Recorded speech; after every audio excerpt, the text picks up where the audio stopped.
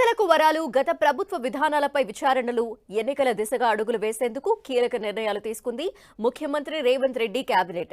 మంగళవారం జరిగిన కేబినెట్ లో పేదలకు రేషన్ కార్డులు, ఇందిరమ్మ ఇళ్లతో పాటు 14 కులాల కోసం కార్పొరేషన్లను ఏర్పాటు చేస్తూ నిర్ణయాలు తీసుకున్నారు.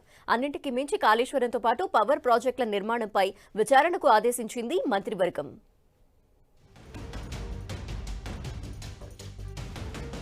ముఖ్యమంత్రి రేవంత్ రెడ్డి ప్రభుత్వం కీలక నిర్ణయాలు తీసుకుంది. అధికారం చేపట్టిన 100 రోజుల్లోనే ఎన్నికల హామీలు అమలు చేస్తున్నామని చెప్పేందుకు పలు సంక్షేమ కార్యక్రమాలపై వరాలు ప్రకటించింది. ముఖ్యంగా రాష్ట్రంలోని బడుగు బలహీన వర్గాలకు సొంతింటి కలను నిజం చేసేందుకు ప్రతి నియోజకవర్గానికి 3500 ఇళ్లు మంజూరు చేస్తున్నట్లు ప్రకటించింది. ఇక బలహీన వర్గాలతో పాటు అగ్రవర్ణాల్లోని పేదల సంక్షేమం దృష్టిలో పెట్టుకుని 14 కులాల కోసం ప్రత్యేక కార్పొరేషన్లు ఏర్పాటు చేస్తున్నట్లు ప్రకటించింది. ఈ రోజు కూడా ఒక చారిత్రాత్మక దినం. ప్రధానమైనటువంటి వృత్తిపరమైన కులాలకు సంబంధించి గతంలో కార్పొరేషన్ లేవు. ఈ రోజు గౌరవ ముఖ్యమంత్రి గారి అధ్యక్షతతో జరిగినటువంటి కేబినెట్ మంత్రులందరూ ఏకగ్రీవంగా రాష్ట్రంలో ఉన్న ప్రధాన కులాలు కులవృత్తులు చేసుకునే సందర్భంలో మోడరేషన్ సాంకేతికమైనటువంటి మార్పులు జరుగుతున్నప్పుడు వాళ్ళని ఆర్థికంగా ఎదగడానికి, ఉపాధి అవకాశాలను మెరుగుపరచుకోవడానికి తోడ్పడాలనేటువంటి సాంకేతికత్వాన్ని జోడించడానికి పుత్ర కార్పొరేషన్లు ఏర్పాటు చేయడంతో పాటుగా చాలా కాలంగా ఈబీసీల కోసం ప్రత్యేక సంక్షేమ బోర్డు కావాలనేటువంటి ఒక డిమాండ్ ఉంది. దాన్ని కూడా ఏర్పాటు చేస్తా ఉన్నాం. కేబినెట్ భేటీలో తీసుకున్న నిర్ణయాలను 9 మంత్రులు వివరించారు. గృహ నిర్మాణ శాఖ మంత్రి పొంగులేటి శ్రీనివాస్ రెడ్డితో పాటు పొన్నం ప్రభాకర్, దుద్దిళ్ల శ్రీధర్ బాబు, కోమటిరెడ్డి వెంకటరెడ్డి కేబినెట్ నిర్ణయాలను వివరించారు. ముఖ్యంగా గత ప్రభుత్వం ప్రతిష్టాత్మకంగా నిర్మించిన కాళేశ్వరం ప్రాజెక్టుపై విచారణకు సుప్రీంకోర్టు న్యాయమూర్తి పినాకిని చంద్రఘోష్ ఆధ్వర్యంలో కమిటీని ఏర్పాటు చేస్తూ నిర్ణయం తీసుకున్నారు. 100 రోజుల్లో విచారణ చేపట్టి నివేదిక ఇవ్వాలని ఆ కమిటీకి సూచించారు. అదేవిధంగా విద్యుత్ కొనుగోళ్లపై విచారణకు ఎల్ నరసింహారెడ్డి కమిటీని ఏర్పాటు చేశారు.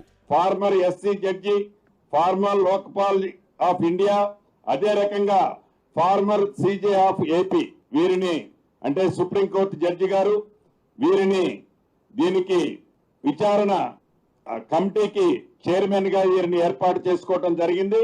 ఈ విచారణ కాలం 100 రోజులుగా కూడా నిర్ణయించడం జరిగింది.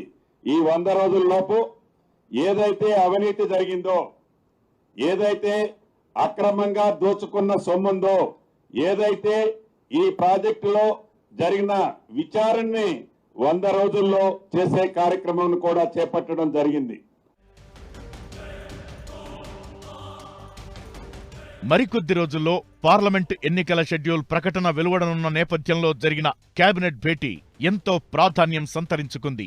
అధికారం చేపట్టి 100 రోజుల్లోనే హామీలు అమలు చేస్తున్నామని చెప్పుకోవడంతో పాటు పార్లమెంటు ఎన్నికల్లో కాంగ్రెస్ పార్టీకి అనుకూల వాతావరణం సృష్టించేందుకు పలు వరాలు ప్రకటించింది మంత్రివర్గం. ఇందులో ప్రధానమైనది రేషన్ కార్డులు. రాష్ట్రం ఆవిర్భవించిన తరువాత ఇంతవరకు కొత్త రేషన్ కార్డులు జారీ చేయలేదు. రాష్ట్ర వ్యాప్తంగా లక్షల మంది కొత్త కార్డుల కోసం ఎదురు చూస్తున్నారు. దీంతో ఆయా వర్గాల ఓట్లపై వలవేస్తూ కీలక నిర్ణయం తీసుకుంది రేవంత్ రెడ్డి ప్రభుత్వం.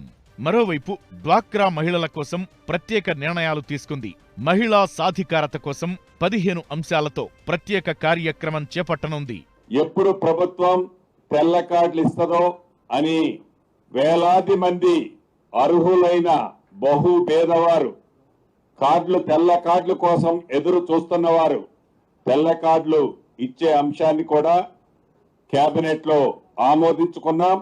తెల్ల కార్డులు అతి కొద్ది రోజుల్లోనే అర్హులైన పేదవాళ్లకి ఈ ప్రభుత్వం ఇవ్వాలి అని నిర్ణయం తీసుకోవడం జరిగింది.